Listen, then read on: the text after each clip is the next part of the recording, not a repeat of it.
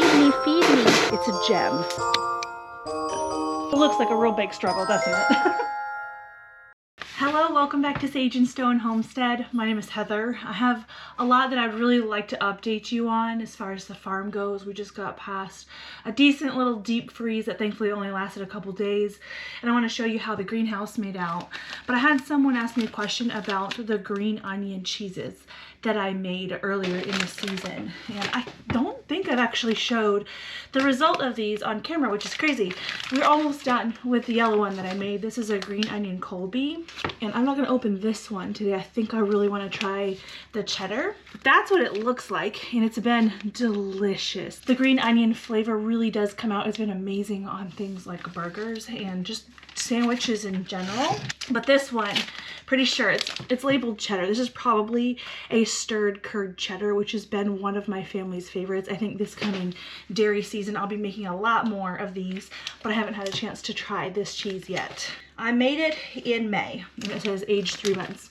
We're definitely past that. And I guess while we're at it, this is a cheese fridge update. Let me turn the light on. There we go. It's a blue light, but this is the cheese that we have left. Down here is where I've had kind of the more obscure cheeses, like the onion cheeses. There is a Colby down here, and then there's more Colbys up here. But you know, this was solid full, so we're making a good dent on the cheese fridge. And actually, I have turned the temperature of the cheese fridge down to 35. Usually it sits at between 50 and 55 for aging, but everything that's in here doesn't need any more aging. The aging process just really intensifies the flavor. It makes a mild cheese a sharper cheese, and to a point. My kids don't really like the super sharp cheeses. I love them, but of course I'm not going to be the only one eating the cheeses in that fridge. I definitely need help with all of those, so I have turned down the temp, and that'll slow everything down. One thing that I have noticed is that a lot of my cheeses have a lot of whey in the bag when I open them. It's not exactly a problem. Oh my gosh, this one smells even better than the other one. The stirred curd cheddar that I made is an easier process than the Colby that I've made, so I'll make sure I take a video on how to make the cheddar. In the meantime though, Gavin Weber has a stirred curd cheddar recipe that he did with goat's milk. I'll link that below. If only I could describe this accurately to you guys. It's amazing. You can really smell the onion in a good way. I'm just gonna take a kitchen towel, kind of dab this dry, get the excess whey off of the outside of it.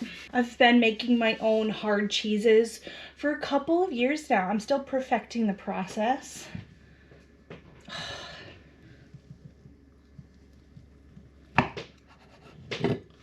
That's what I expected. Cheddars can be a little bit more crumbly than other cheeses. Delicious. Amazing. There's such a wonderful balance of that cheddar flavor with the green onions. I haven't done any herbed cheeses prior to this, but I feel like this is going to be a favorite. The onion flavor is just so versatile when it comes to things like sandwiches. Even mac and cheese would be really good with a cheese like this. And a lot of you know that you can't usually just grate up some cheese and melt it and have it be great for something like mac and cheese. The oils and the fats tend to separate, and it's just a gloopy mess. There is a trick for fixing that. And at the moment, I can't find my bag of the thing, but there's a powder. I want to say it's sodium chloride, but I don't. Is that table salt? NaCl. Yeah, that's table salt. That's not what I meant. I'll look it up and I'll put it down below. The trick to getting your cheddars and things, your hard cheeses, to melt nicely and not separate is adding a little bit of this into your cheese. It helps keep everything homogenized and well married. Actually, my friend Jennifer, who also does cheese making videos, she has a video on turning hard cheeses into a silky smooth cheese. I'll link that below too. She uses the powder that I can't remember the name of. Sometimes more crumbly cheeses do not slice very well. We'll see how this one does. Yeah, kind of crumbles apart, but that's okay. I don't think anyone's gonna complain about thicker slices of this cheese. Ready? Dude, you were too late. And here's the cat. Now that I've picked everything off of here. I'm gonna try it. There's a little crumb left. Nope. She's just like a toddler. You can't eat anything without her being in your business. I do have to unload the freeze dryer today. That is more cauliflower greens. I had packed up my rosemary and lavender and stuck them in the shed for those cold temps, but we'll bring these back out to the greenhouse. It's so warm outside. I do have a mushroom tent update. The enokis are pinning. Can you see them in there? I recently harvested off of the lion's mane. This here is a shiitake block. And this one is a shiitake block that's a little bit older. And I've got to harvest just a couple of mushrooms off of here. Very, very soon I'm going to be having to use this grow tent for my starts for the late winter, early spring garden. I'll probably use at least 3 of the shelves for my plant starts, and I need somewhere else to put my mushrooms. So I did just purchase a boomer bin from North Spore. It's kind of a self-contained, like humidity controlled little environment, and I think I'd like to stick that over here. I think I can grow more of a quantity in more of a controlled space, deal a lot less with things like fruit flies, and I'm excited for it to get here. I think I can only carry 1 of these, so that's better than none. It's our guinea making guinea noises. I have actually been planning to get more birds this coming spring. Every 2 to 3 years I like to refresh my chicken flock. We do have random losses at times, and I do kind of ask them to produce for me in a more intensive way, since we do turn lights on our chickens over winter. They have kind of a extended laying season.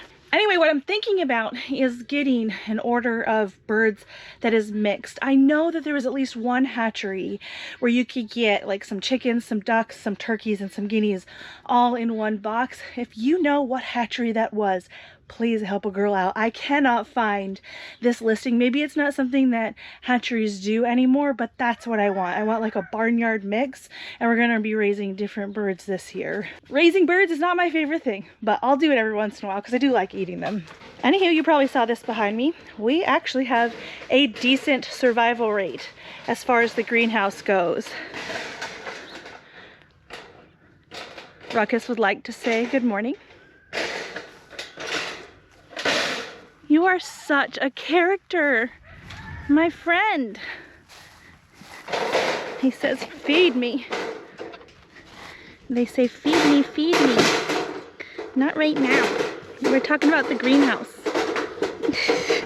One of the things I'd like to do is come out here and maybe trim some hooves from some of the bucks that are over here. So I don't want to feed them yet. I need the food in order to catch some of them. So that noise you hear in the background is going to be Ruckus protesting not having grain. I guess Mooch is going to join in too. Anyways, our survival rate was quite good with the freeze. I'm actually pretty surprised. Here are the beet greens. They're not doing just a whole ton of growing. These are the spinach leaves. The broccoli plants did pretty well. I didn't pull them because if they survived, I wanted them to be able to put out their side shoots so we could harvest those. And I'm happy to report that everything in here did survive. I do need to water in here. This droop partially is the fact that they need water, but it's also that they're still recovering from the deep freeze that we had. I do think it was a good call to harvest the cauliflower greens. These plants, the few leaves that are out here are and still attached to these plants, they are dead. So the cauliflower, much less cold hardy than the broccoli. And I did harvest the cabbages, which looks like it may have been a good call as well. These aren't actually dead. I did leave this cabbage in just to see what would happen. And so we're gonna leave that in here. That looks good. I left these smaller plants in here. This cabbage, a little less happy, but it is alive. And then all the broccoli that's down here is doing good. None of these have their center head in them anymore. Maybe I lied. Oh yeah, there's one. Missed one, but look. Survived quite well, maybe because that other leaf was sitting on top. I guess we'll leave it But yeah, I left these in for being able to harvest the side shoots later. So that's good. This particular broccoli, it's the Green Magic Hybrid. It is very heat tolerant and in my experience has been very cold tolerant. It's a gem. I made a harvest out of our lettuce bag too, just in case it would be our last harvest. But it turns out that it's not the last harvest. They did well. So all good news coming out of the greenhouse. We're gonna turn on the irrigation and then we need to attempt to trim some pig toes. Quick little update on the bees too. There's a lot of flying happening over there. So they're doing well. I haven't messed with my bees all year. I feel bad, but also I feel like maybe they'll be sturdier for it. I don't know, like if they can survive the neglect, they're probably doing pretty all right. So I have solicited a helper. Addie insists that she can get Chloe to lay down by rubbing her belly. Lay down, babe. She can do that. Doesn't you want to? Lay down, Chloe.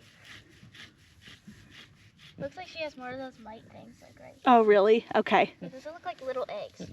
Lay down, Chloe. Addison, say baby. Oh yeah, I see what you're talking about. She's silly. We have had to treat Chloe's pen for pig lice before. Oh, I see them. Yeah, they look like little ticks. It's gross, but they're not going to go from pig to human. I gotta feel really feet look thick. Holy cow, and these are not bad clippers either. Chloe's toes are clear. Her toenails are clear, so you can really see the quick. Obviously, I don't want to cut into the quick, but her toes are long. So I'm trying to get them snipped. These are really nice puff trimmers too. You gonna lay down, Chloe? Lay down, babe. She's huge. She is huge. You make a lot of bacon. Oh my gosh. Oh no, maybe we need power tools for this. Okay. Or we just go little by little? When I'm on the outside of the fence, I can barely reach her. So I scratch where I can reach, and she falls down. I mean, she's distracted by you at least, and I'm getting one toe done. The problem is I'm just kind of having to dig into the dirt. It's probably not the best thing for my hoof trimmers.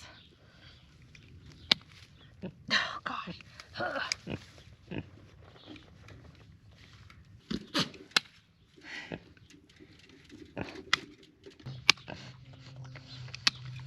Addie's run to go get some pig treats because I think as long as she's distracted with her front end, I can do a good enough job on her feet. But as far as the pig lice goes, what I have treated her and her pen with before was python dust. It is pyrethrin. It's not my favorite thing to use and put on my land, but it is effective. I do have a lot of diatomaceous earth though, and I'm gonna put that on her and see how that goes. Oh. The bees are out, and it's good, except for this time of year, they're a little bit more aggressive because they don't have very many resources, and so anything kind of close to their hive, they are a little bit, not aggressive, not yet, but they're flying a little bit closer to me than I really like. I haven't gotten stung this year. The year's not over yet. No.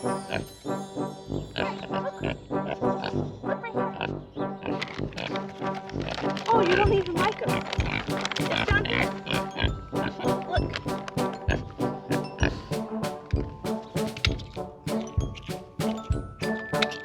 Is that not as good as the goat food? That's funny. Here. She's looking for more goat food.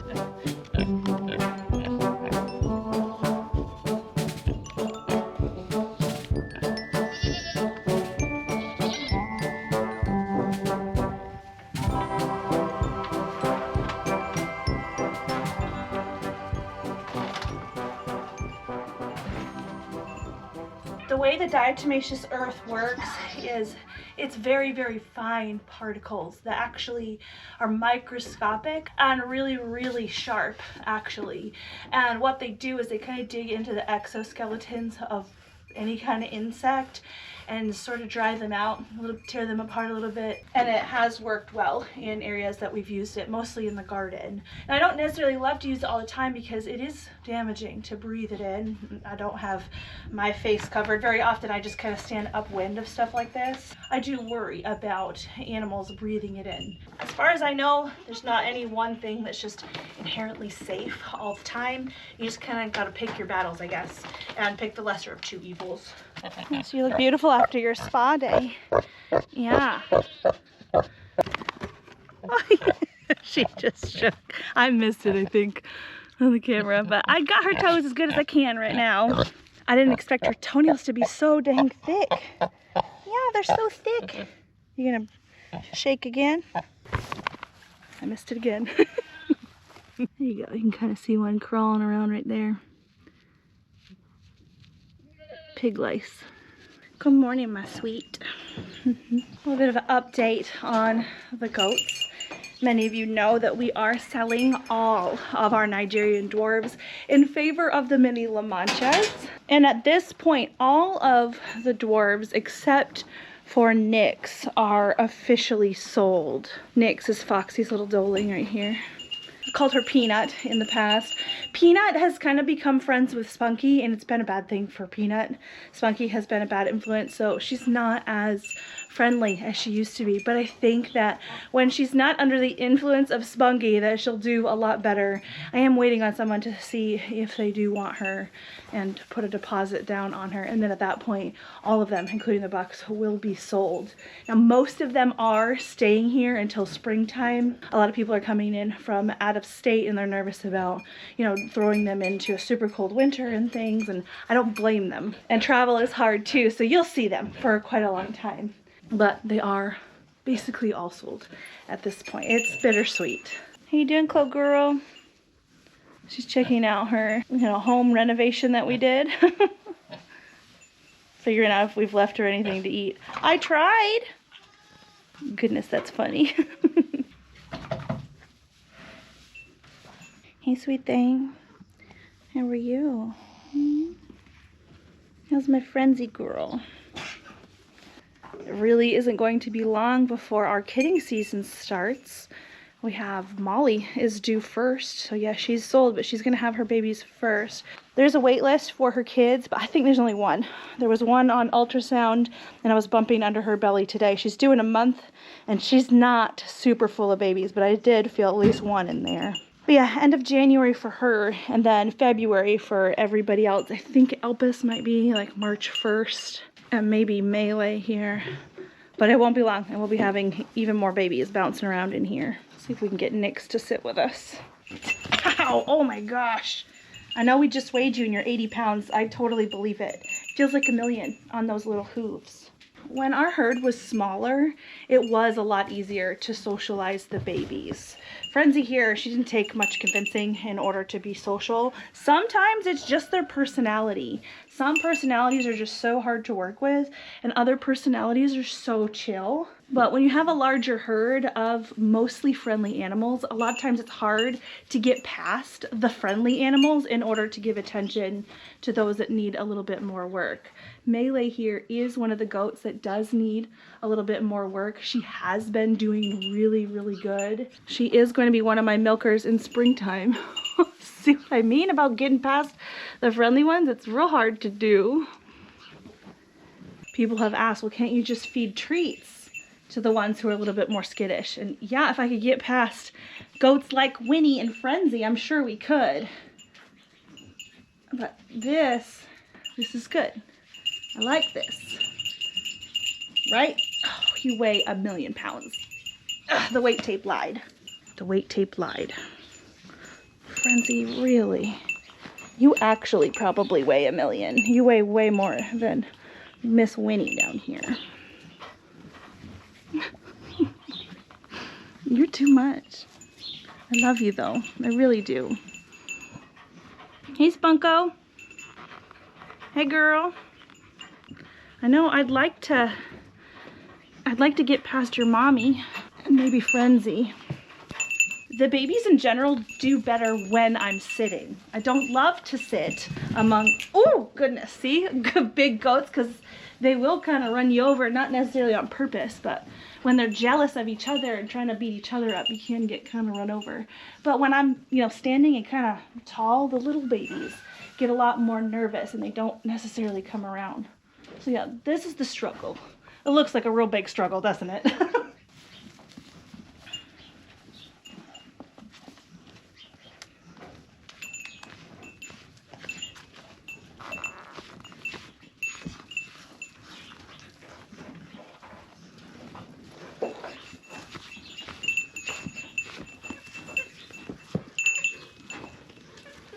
You can probably tell by looking at her back in there. Spunky's coccidia cleared up great with the Hoger's natural coccidia treatment. I was watching her closely the whole time, to include looking at her FAMACHA. If her FAMACHA score was going to dip into a danger level, I would have treated her with a totrazuril, but it never did. And she dried up on the back end, and she seems to be doing really well. So I might be either trying to order some more of that or make my own. I was speaking to one of our buyers, actually. It was Rodeo's buyer. She does a lot of more natural and holistic care, and she's made her own dewormer. She shared that recipe with me, and she said she wrote down the ingredients to the natural coccidia treatment so that she could make her own, and I think that's smart. Girl. So yeah, I'm excited to experiment more with the more natural treatments this year. It worked really well on Little Miss Spunky. If only it made you sweet, just automatically. If they make a sweet goat potion, let me know. I need it. Obviously not for all of them. No. Hey, Nix. Winnie, seriously, I need her over here.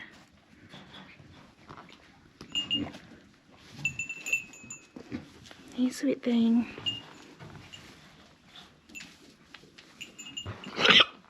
Seriously, no. That's where I draw the line. I was hoping that Shindy would stand up so we can see how big she's getting. Shindy has at least 3 according to ultrasound, and I totally believe it. I think she is due like around Valentine's Day, so we still have around 6 weeks left. And they do all of their like size growing, the babies do, towards the end of pregnancy. So Shindy is going to be the size of a house. There she is from the side. Gorgeous. It's about that time. They've run down their pellets. So I'll stop the vlog here and get them fed, get them milked, do all the things. I'll see you guys again soon.